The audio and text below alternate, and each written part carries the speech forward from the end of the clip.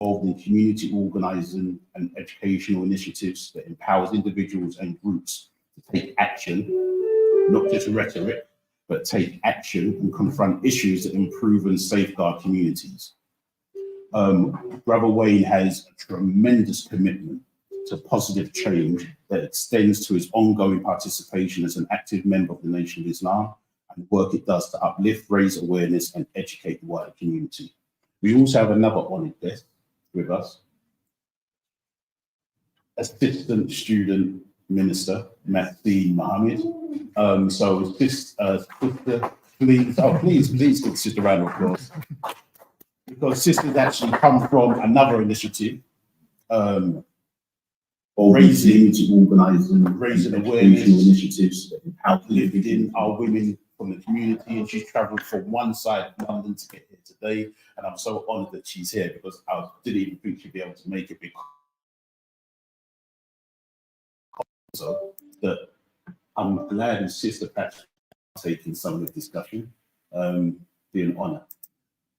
And I will be remiss in my duty because both Sister Maxine and Brother Wayne are officially representing Student Minister Abdul Hakim Mohammed. So I'll be remiss in my duty if I didn't mention him because he is the European Regional Representative of the Honourable Farrakhan and the Nation of Islam here in Europe. So I would also like to recognise Brother Minister Abdul Hakim Mohammed as well.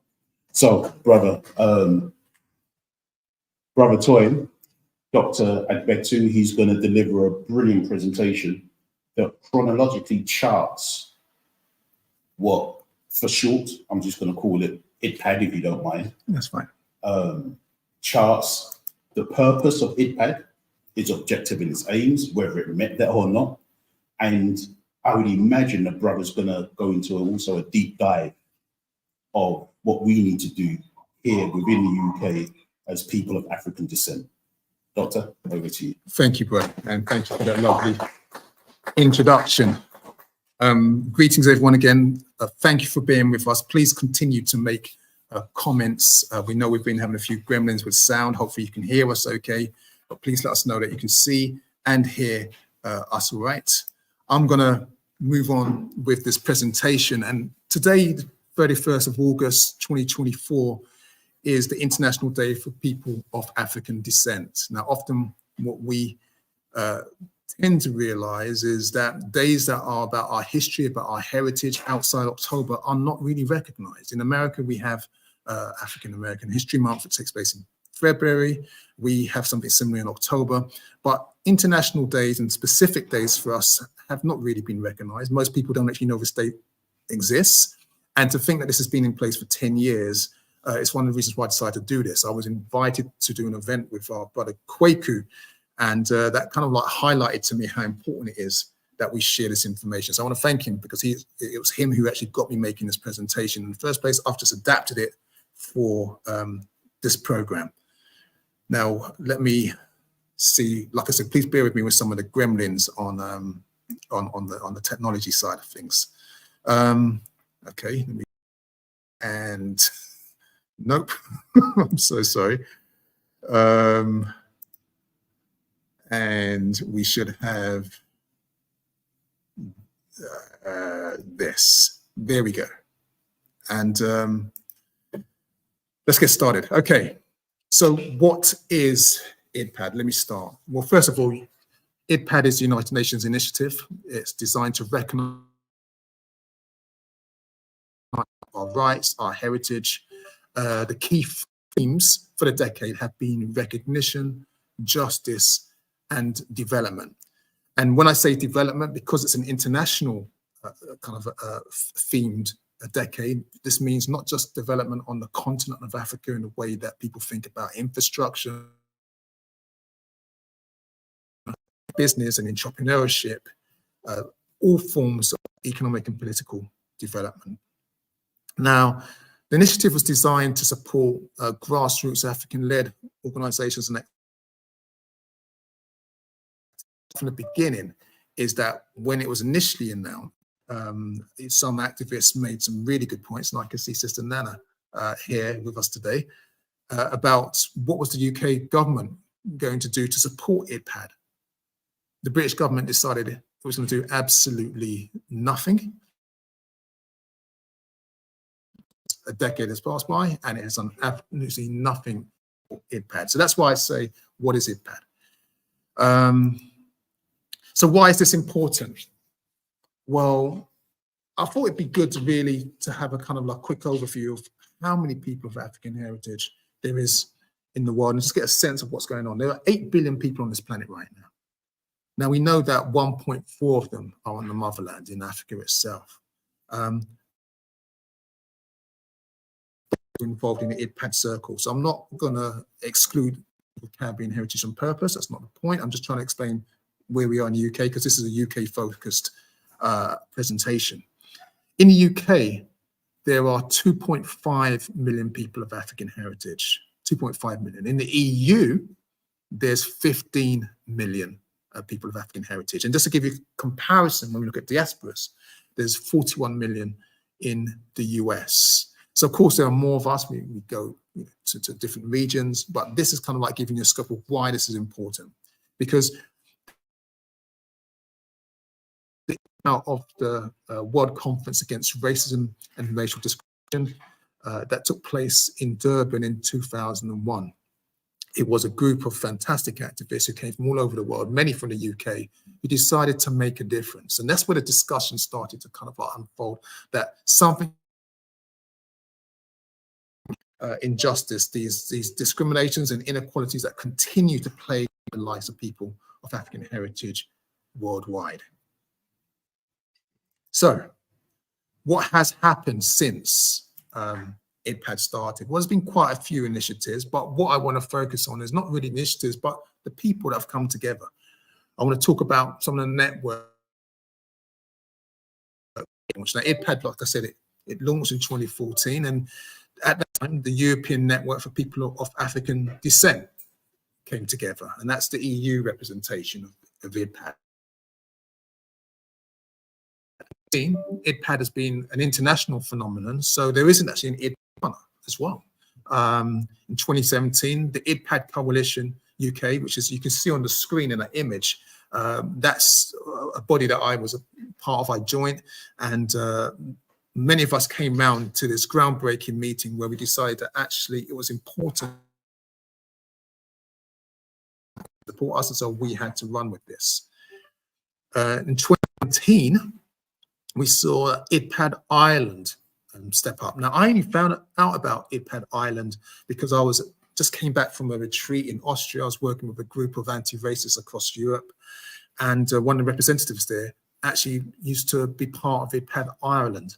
And what I found out is that they had a budget of around, the government there was completely different from the UK. And this is, again, really important to understand the global context and the political context. Britain engaging in this Brexit, this self-flagellation, has meant that it actually has no one to hold it account from a European perspective.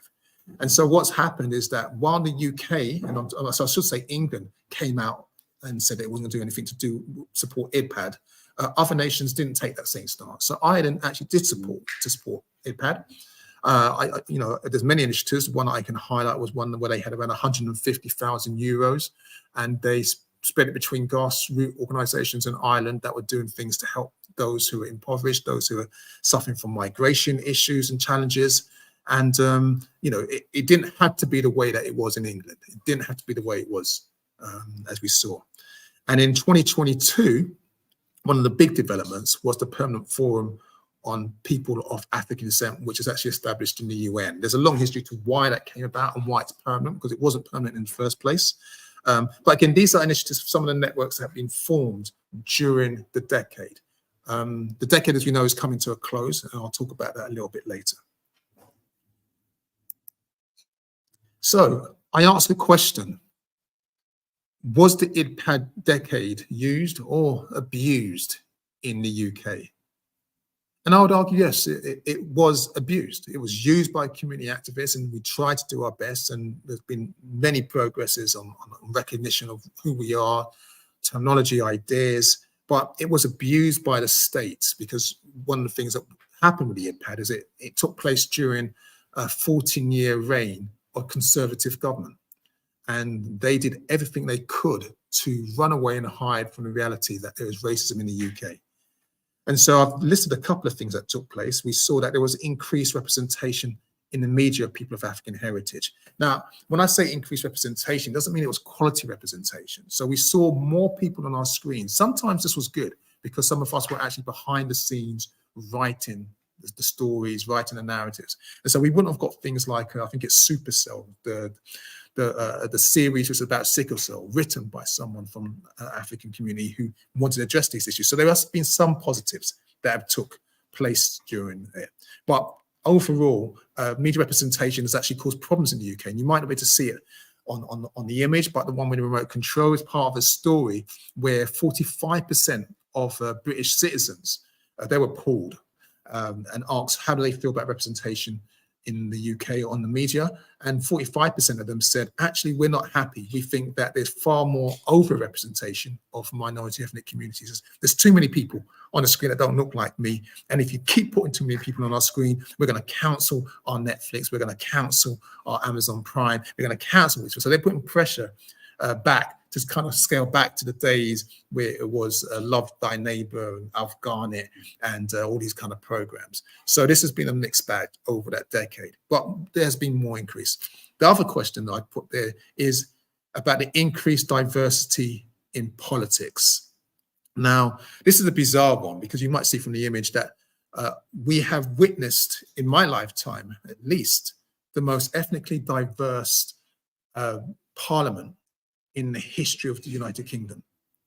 It's been bizarre because we've had the most ethnically diverse parliament, but we've also had the most white supremacist government in history. And I say the most, obviously, during enslavement and during colonialism, that's when they were at the heights of barbarity. But over the last 14 years, we have seen people, they use this term brown and black faces. We've seen people with African and Asian heritage put laws that are draconian, that have punished people from minority communities and shown us what we call, or I like to refer to, as you might have heard this term, the illusion of inclusion. What can happen is when you have people that look like us, you put them in places of power, and you think because they come from our community or they have our background, that things going to get better. It doesn't work like that. What happens is that we've seen more poverty, more extreme disparities between the richest and and I could go on and on. So during the decade, I saw the UK government, which said it was going to do nothing to support our community, really dig hard to make sure it stayed true to that commitment. And it put all these faces. This was the image on the screen is regime. That's the Bojo, the one that often called the clown. When he was prime minister, very diverse cabinet, nothing but grief for most of our community. The last thing, which I won't spend much time on, is what we call the Brexit effect. They used to say that, well, just because I want Brexit, I'm not racist. We just want our country back. We want sovereignty. And these were the arguments that we used to justify the Brexit vote. But those of us who live in the UK know that that's not been the case. What's happened is that the floodgates for those who have been bottom of the European ladder. So I'm talking about those who, what they call working class. They've been pushed right in the things at them. They're pointing the fingers at us because they've been told that we are the problem, and that the migrants leaving their homelands with absolutely nothing, that they are the problem. So this is kind of like how the decade has been, I say, abused as opposed to used. I want to be a short presentation, so I'm going to keep moving on. I normally have questions and answers. I'm going to have a great discussion with our brother Wayne Mohammed afterwards. We can have a round table around this. And of course, those of you who are online, you know the usual deal. Sister Oleander is on the system, so you can send a chat and ask questions. But let's move on. A couple more slides. What happened in recognition of Afrophobia across Europe? And this was quite breaking. People will say, well, hold on, why is it important to recognize Afrophobia? I mean, I've never even heard the word Afrophobia. You're just making up words. Well, first of all, right? That's what we, as humans, that's what we do. And we define what these mean over time. So Afrophobia has been around for a very long time. And this is one of the legacies of the amazing work of the IDPAD Coalition UK work Union, because the UK was out of Brexit by then, the European referendum had passed. It didn't sign this this bill, which basically says that the member states of Europe have to address Afrophobia. They have to address inequality and discrimination in education, in health, in housing, in policing, in justice, in politics, across the board. And I'm not saying that across the EU this has been solved. It hasn't. We've seen the far right moving across Europe in terrifying ways. But the fact that this is actually now phobia to recognize it, that's important, because of course for a long time people were using the term anti-black. We might know what we think we mean by it, but when the term is actually defined by your enemy, then every 5 minutes someone else joins the black club and then they leave the black club. So it's not difficult for someone like myself, who's a scholar on this topic, to talk about when the Irish were once rendered as black. And so they went to the Americas, they started working with the white supremacist system there, and then they were able to join Club White, or Club Whiteness, and they left the black. So black constantly changes, and depending where you are, if you're in Australia, you're a blacker fella. So Afrophobia is quite specific, and we've seen these terms being used to great sense. If we're familiar with terms like Islamophobia, there are many people who still try and argue that Afrophobia or Islamophobia is not a real term. It doesn't work. But those people who are trying to say Islamophobia is not real are clearly, of course, they're racist. Of course, they're going to say that. They don't want to recognize it. They don't want to be specific. We see the Jewish community, for example, talk about anti-Semitism, which is different from anti-Zionism. So again, it's important to have specific definitions for specific types of discriminations if you want to deal with it. It's kind of like saying, I've got cancer, and then going into a surgery and say, can any of you treat cancer? Well, the first question is really, well, cancer where? What kind of cancer? You don't just say a general cancer. You need to know specific about what it is. So the fact that the EU has recognized this is one of the benefits out of it. And just so you know the numbers, 535 MEPs voted for this resolution. There were 80 votes against, and of the 44 abstentions, I'm pretty sure you can imagine which one the UK was in. Let's move on. Okay, so I say that and I give you all that because it's really important to understand that while the EU was actually going out of its way to kind of like say, look, this is shameful on us. We've got to do something about this. It's kind of like, you know, we were talking ourselves as a progressive, you know, kind of like state and, you know, all these different nations. The UK was kind of, no. It went hard. It was doing wrong and strong at maximum level. And so 2020, we know, was a lockdown, the murder of George Floyd.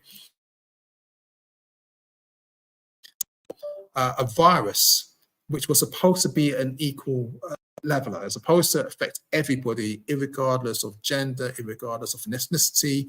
Everyone's supposed to be hit by it, but something strange happened. And what happened during that time, we saw that people who are of African and Asian heritage in the UK were dropping like flies. There was something happening that when you added up the numbers, even though we are not the ethnic majority in this nation, we were getting most of the load. We were dying. And so Piffle Johnson, that's the person who was Prime Minister at the time, you know, he said that, well, we're going to have a report into racial disparities. And so what was causing the problem? And they went off, and 21, they came back. And they came back with something called the Creed Report, which was put together by someone called Tony Sewell. Involved in betraying our community often get rewarded with high office. In this report, he issued the statement and he made it clear that the UK no longer has institutions abolished. It's gone, it's finished. We are now a state for all nations across the world. And of course, if you can see the headlines on the screen, the Daily Mail, like landmark report, you know, you saw the Times. The Times is just the Sun, so don't ever think it's anything different from the Sun and all the other kind of racist papers. Diverse UK held over narrowing of race gap. And so for around a week and a half, we had to put up with this gloating from the political class, the elites, the media elites, saying that Britain had eradicated racism, the same way it got rid of the Commission for Racial Equality, because of course there's no more racism in the UK. It's now had a report which was financed by the government, which had, unfortunately, African people involved in the making of this report, saying that there's no more racism in Britain. Clearly, this was nonsense. We know this. To its credit, in its response, we had responses from both the Council of Europe and the United Nations. And it took them best part of the year. I mean, they did respond immediately, but formally they reported as well. Now, that doesn't really help us in many ways, because we know it's real, because we live it. It's our reality. But having the Council of Europe and the United Nations, it sets the UK up as a pariah. And so you recognize that actually that, you know, the stats, the data says that something has to be done. And it's kind of why we're here today. Even though this is a commemoration of the International Day for People of African Descent, it's kind of like a review of the decade, so we know where we are. And on the screen, I don't know if of the United Kingdom. United Kingdom, those dots there are the sites across the UK where the recent race riots took place. And I still can't get over the fact that I am saying the recent race riots in the UK, because that's exactly what it was. If we went back in time a couple of weeks, then what's happening? People who are from marginalized communities, if you're African, if you're Asian, if you're Muslim, there was a risk, a very serious risk to your life, your safety. I mean, there's another word other than racist. They were white supremacists, were smashing up windows, smashing up cars. They were pulling people out. You know, if they weren't happy with what was taking place on the streets of London. There is something to be said about what's. I won't say it was the government. The government did decide it was going to be tough on the law, but that wasn't what stopped it. Strangely enough, it was actually anti-racists who came out and who actually stopped this in many ways. We did the smart thing, in my mind. What happened was that rather than us go out on the street and confront them in the way that we normally do, themselves in the line, like they didn't do for COVID. And what happened, there was an incident on a Wednesday where tens of thousands of anti-racists came out to confront these racists that hit the streets because they were going to attack and burn down. They were burning down asylum centers, for those of you who don't know. They were taking, I mean, I could go through a list of what they were doing, and the number of people who were doing it. There were children. I mean, we're seeing prosecutions for children who were 11 years of age. It's not them. It's their parents, it was their grandparents, and their parents and grandparents were also arrested. So it was a really cross-family phenomenon that was taking place. So Afrophobia is real, as is, and if I'm talking about those racist riots, is Islamophobia. Very, very real, exacerbated by the conflict of what's happened in Palestine, which is still ongoing. So really in closing, let's give you a brief summary of the IDPAD, just a couple of key dates. So it started in 2015. That was the formal start, but of course it was cooking a long time before that, cooking in 2001 with the Durban conference, with discussions that came from groups coming together and discussing the need for something to change this. The three themes of recognition being a positive one, recognizing the goodness in our community, the progressiveness in our community, the justice, there's something that's been denied and it's continued to be denied for our people, and development, which, like I said, I also render as enterprise. So it started in 2015. In 2016 to 2020, we saw the explosion of the Black Lives Matter movement. And so it's important to remember this goes back not just in 2020 with the murder of George Floyd, but we're also talking about Trayvon Martin. We're talking about, I mean, we go way back. And in fact, to be very specific with the Black Lives Matter movement, it actually started with the abuse of African-American women. And then what happened, the Me Too movement came around in 2017 and hijacked it. And it took the focus off African-American women who were being abused, and it made it more generalized. And even though, of course, it was right what the Me Too movement did to cover that kind of abuse, what happened was that there's been waves of Black Lives Matter movement and protests which is culminated in the murder of George Floyd during lockdown. In 2017, we saw the Grenfell Tower fire. I mean, I say massacre, but we'll say fire, where we saw people who were just living in their home, going about their business, murdered because of the greed of corporates. And, you know, we can talk about the cladding, etc. Just the other day, literally 2 days ago, I kid you not, again, there's been another fire. Thankfully, no one died, but people have lost their entire property. This is in London again, and there's still cladding all over the land. There's a new government. Are they going to change and remove the cladding from these properties? We'll see what happens. But the relative situation is that if you are not living in the city of London, in the sense that you are not a multi-millionaire or billionaire and you can't afford fire sprinklers, you know, you're living in a space where people are telling you to stay put if there's a fire, your life is still at risk if you've got cladding in your building. So this is what happened. This is all within the decade. In 2018, we saw the Windrush scandal. Now, I say 2018 as if it's past, right? The Windrush scandal is still an ongoing issue. And for those of you who don't know, I can't spend time going through the whole situation, but it's where Africans with Caribbean heritage were deliberately targeted, deliberately had their records destroyed, and deliberately then asked to prove that they were citizens in this nation. And so their citizenship was revoked for no reason, no fault of their own. And people have died waiting for justice. People have been refused the right to burials with their family members. So there's all kinds of ongoing injustices. Again, there has been a compensation scheme, not a reparation scheme, I should say. It's a compensation scheme, and people still have not been correctly afforded justice or compensated. And I don't know how you compensate a family for the loss of its members who died with this unjust around their neck. In 2020, I think I mentioned the COVID health disparities. I can't even stress how serious that was.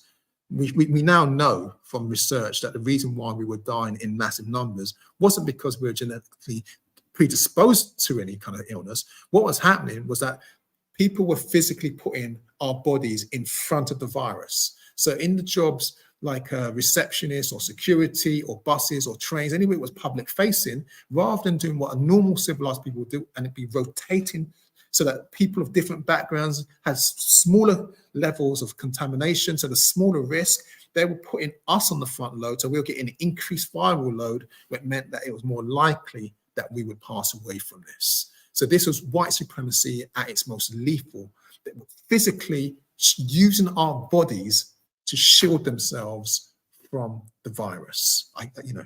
What also happened in 2020 was also the Child Q scandal. And I say scandal, it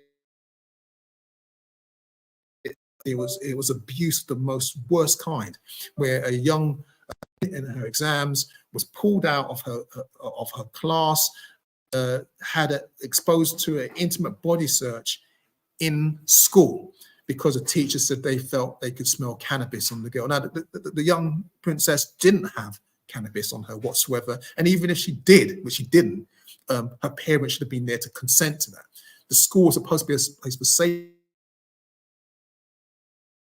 and they searched her. And we didn't find out about this until it happened in 2020, but they buried the news for a year during lockdown. And during lockdown, what we found out is a more intimate body searches, where they were searching young people, children, because they knew that they could get away with it because there was a lockdown. And so we are still unraveling the level of abuse that our young people faced during that period. But Child Q is the main story that came out, which safeguarding, community safeguarding. And I'm hoping we can touch upon the topic of something that we have to do. We have to safeguard our community. The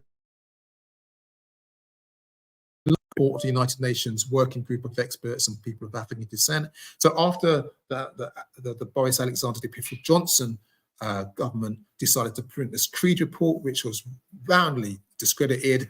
People started taking their name off it. They don't want to be associated with it. It became known as the sewage report. What happens? The United Nations sent a working party to the UK. They spoke with communities up and down the UK, up and down the country. And they took evidence about what was going on. And then they finally produced this report, which completely places that in the bin and sets the record straight. And as you can see on the slide, discrimination against people of African descent is structural, institutional, and systemic. And this we know this, but sometimes it has to be reasserted. And of course, 2024, again, it's impossible for me there were race riots. I'm going to say it again. There were race riots. And the difference with this one, in 2011, when the race riots, or what they weren't race riots, stop it, Toyin. In 2011, when the uprising took place, this was about police brutality. This was about an execution by a police officer who, like in a Judge Dredd kind of scenario against Mark Duggan.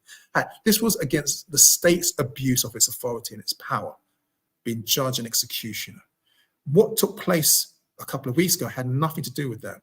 So there were 3 young girls who were murdered, and I get that, and I'm not going to go through the whole story unless you want me to. There were 3 girls who were murdered, and a group of racists decided that they could actually forward their white supremacist agenda by attacking people from minority ethnic communities, by attacking Muslims.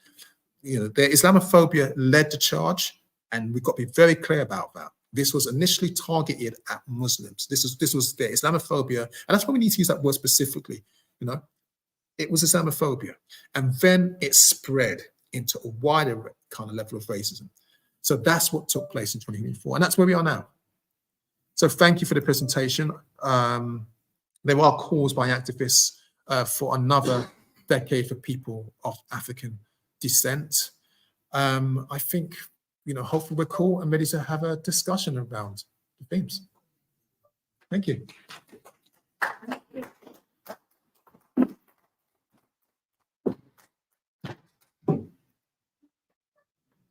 Now, I will say, please bear with me with the technology issues. Sorry, because we are doing something. This is quite a novel way for us to work. Hold on, I'm just trying to get that camera back on.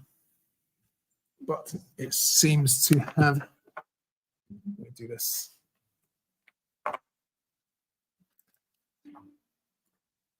And of course, you are live. It should be on YouTube and Facebook as ever. And now the camera doesn't seem to want to. Let's do this again.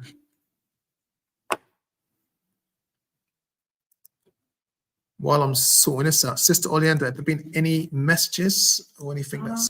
I'm sure you don't want to see my big ugly face on the screen. There's been a couple of comments, greetings for me. Black Lives Matter said there's no sound, but it's better now.